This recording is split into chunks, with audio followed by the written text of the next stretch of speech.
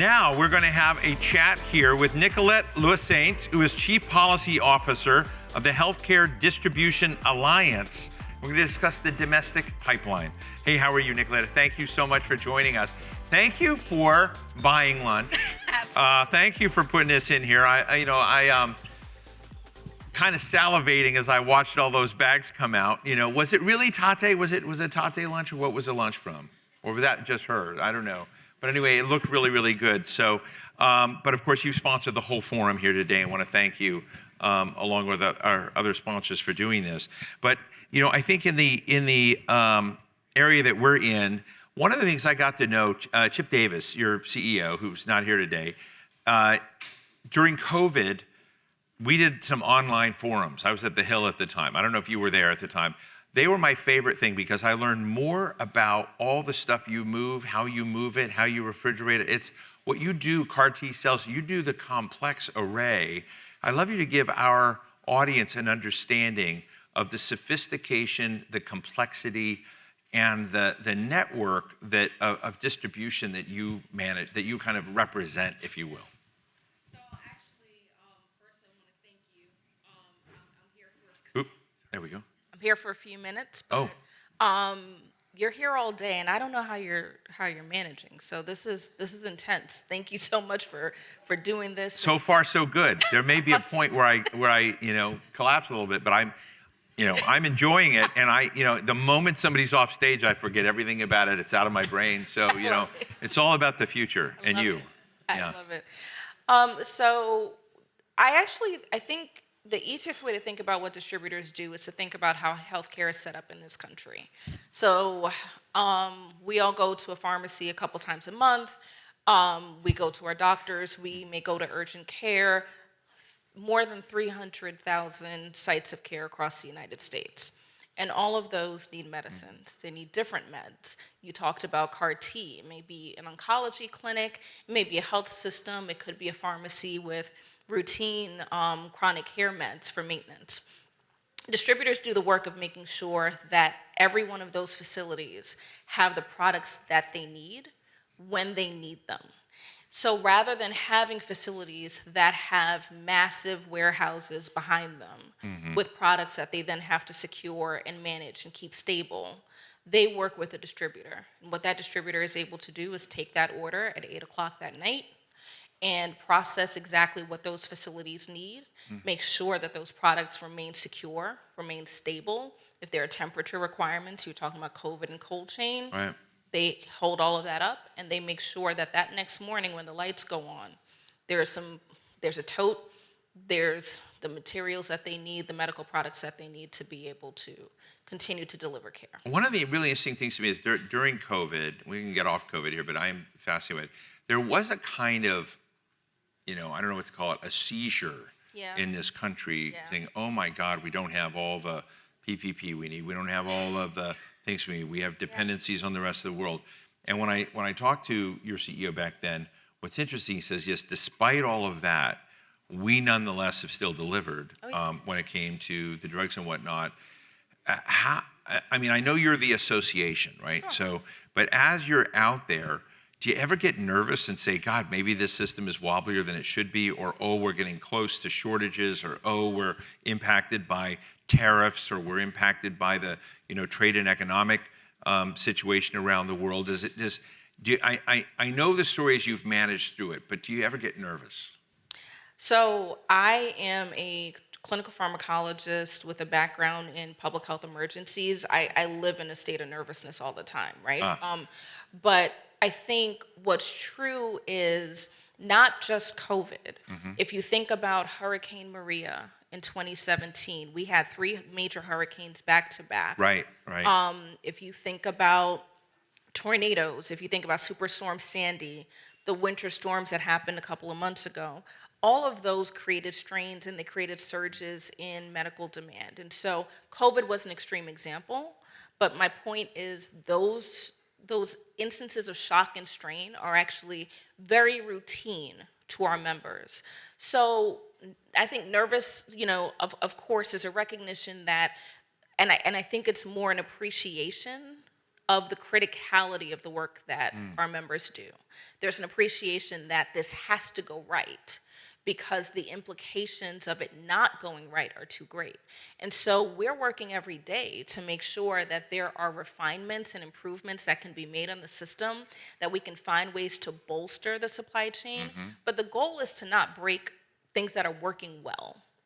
It's to make sure that we're continuing to build on what worked well. What we found in COVID was every pharmacy that had to fill a script had the ability to fill that script.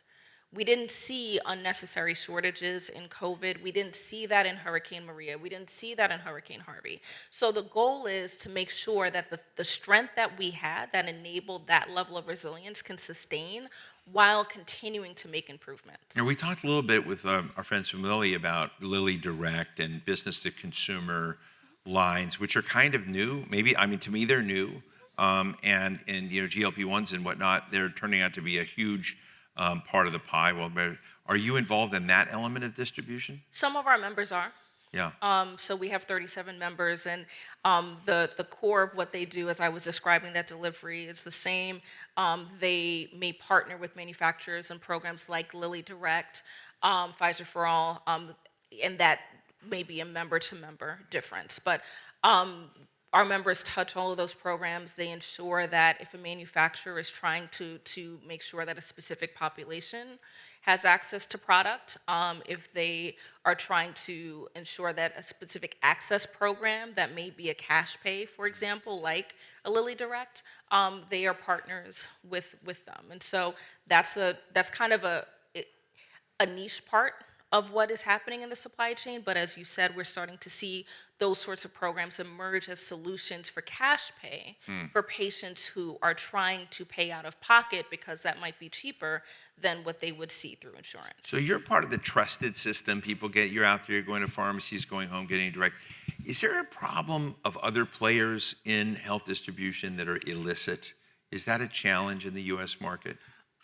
So that is a challenge. I would say the U.S. market And I'll tell you why. I mean, I don't know at all, but I do know, for instance, in the area of, say, vaping or whatnot, you've got a certain amount of vaping that's covered by the FDA regulation, but like 80% of the market is basically Chinese exports in the country that are not regulated. And they're in the, so that's different than healthcare distribution, but it shows something we're often talking about is the regulated part, but the unregulated part is much bigger. And it's still in the, the retail stores, and it's out there. And I'm just interested in whether there's a similar corollary in the health space that may not be healthy. So in some countries, that is certainly the case. That you could go into a pharmacy and your cough syrup could be counterfeit or illicit product.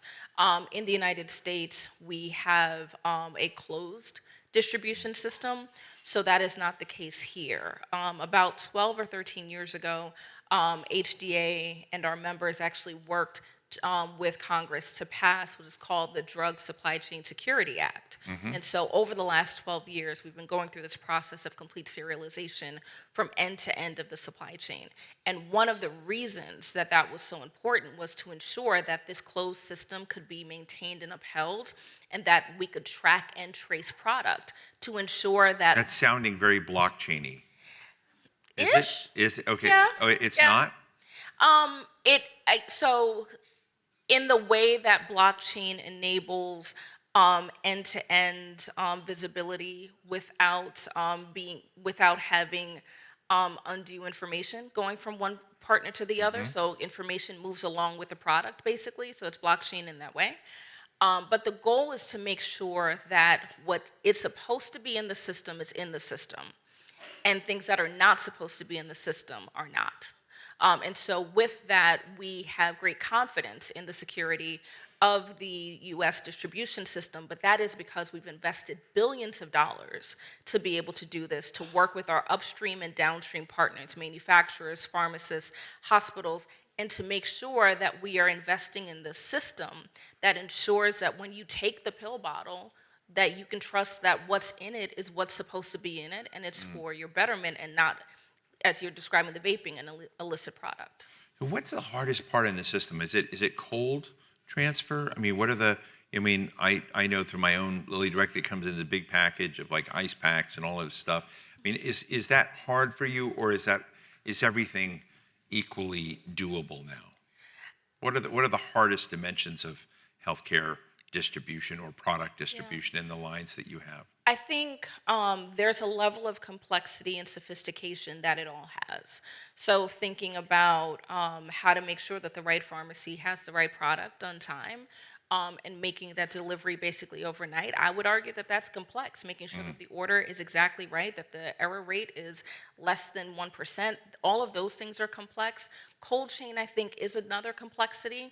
I would also argue that as we're seeing the evolution of cell and gene therapy, that there's complexity there too. So we're starting to see personalized medicine in a way that means that it's not just getting the right product to the right place on time, but it's making sure that the right person gets that product. So CAR T therapy, for example, thinking about how to make sure that this person gets their cells is complex as well. So I think there are levels of complexity. I would argue that there's some pieces of it that we've been doing for such a long time. Moving solid dose products to pharmacies, for example, it is so routine. It's more than 150 years of doing that model, right? So that we are very experienced in, but I still think there's a level of complexity and sophistication that's required there as well.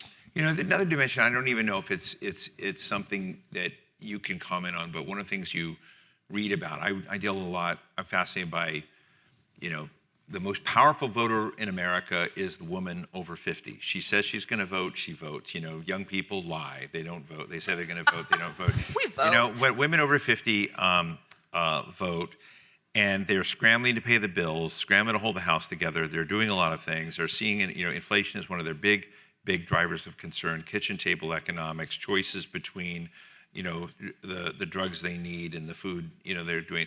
So Nancy Lamont of AARP and I talk a lot about this and have been fascinated by the pressure points around this. And I guess I know you're on the distribution side, which is the different on the cost side, but I am interested in what you observe by way of people making that choice and giving up on their drugs they need because of other life choices they're making. Do you have any insight into that? I think some of our members do have insight into that. I think when it comes to, and I think this is actually, we don't talk about it in this way often, but I think there's an important distinction between routine medical care, so chronic care maintenance, for example, where people may say, if I take a pill every other day, right? If I take my statin every other day, or if I take my blood pressure med, can I save cost on cost that way versus medical treatment that might be more involved? So we were just talking about cold chain and CAR T. I think that's a different conversation. I think what we see is that we may see instances, for example, and I think hurricanes are a good example of this, where people are making decisions to think about how they can stretch out their meds. And so all of a sudden, there's criticality that ultimately results in an emergency room visit, for example. So those are the types of things that we may have visibility on. We're going to see those instances. But I would also think about where we started this with Lilly Direct, right? You're starting to see that people are exploring a cash pay option, and sometimes those are the underinsured that are finding that to be a cheaper option for them. And so in those instances, that I think is the thing that we're paying attention to is, are we seeing utilization go down? And how does that match up with what we're seeing in terms of public health outcomes? So those are some of the conversations that we have. One of the things that we try to pay a lot of attention to is the fact that while we don't impact the costs that a patient pays at the pharmacy counter, we do want to make sure that every product that they need is available to them at that counter. And so when you think about what's happening on that kitchen table, the economic conversation is going to be different in certain communities.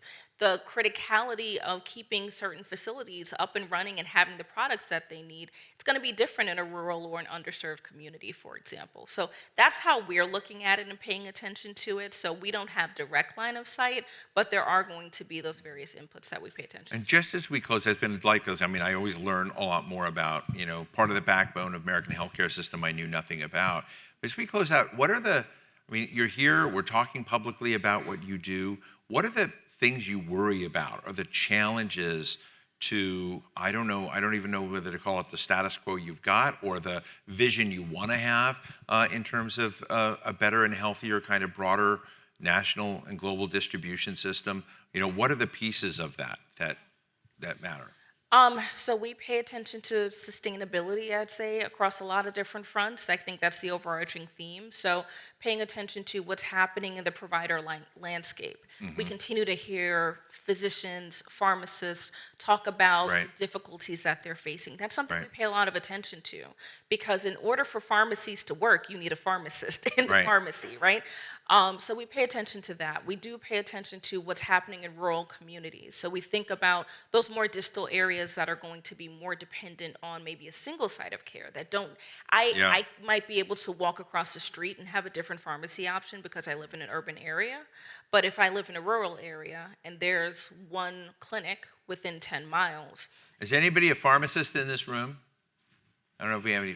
We should have invited them. They're the most overworked, underappreciated. I love my pharmacist in Chestertown, Maryland. She is crazy and hardworking and does the work of 3 jobs. And so I just want to put a plug in for pharmacists. Absolutely. Yeah. So. And so making sure they have what they need is incredibly important. And so that is something that we pay attention to. We also pay attention to just how healthcare is changing. So we just covered a vast range of the different types of therapies that are going to be really important. And so when you think about the next frontier of how we're going to treat disease, how we possibly may be eliminating certain diseases or disease prevalence, that's going to change the healthcare landscape as well. And so making sure that as we are surging in certain areas, that we're making sure that those parts of healthcare that have been relied on for more than 150 years. I mean, there is a discussion about empowering pharmacists with Absolutely. more, like they do in France and others, where you can do a lot of the frontline stuff, then take the load off of, you know, primary care doctors, et cetera. So. And we saw them do some of that in COVID. Yeah. We saw pharmacists administering vaccine in COVID. And so we saw pharmacists, if you know, just to stay on pharmacists for a second, they rose to the challenge in COVID. Right? So how many of us got our COVID vaccines, for those of us that took our COVID vaccines, got them in a pharmacy, right? So we know pharmacists have been there for us. The question is, what do we need to do to be there for them? Well, great. Well, I want to thank Nicolette Louissaint, Chief Policy Officer of the Healthcare Distribution Alliance. Thank you very much for taking us down this pipeline as we discuss the domestic pipeline in drug distribution. So thank you very, very much. I really appreciate you. Thank you very much. Thank you.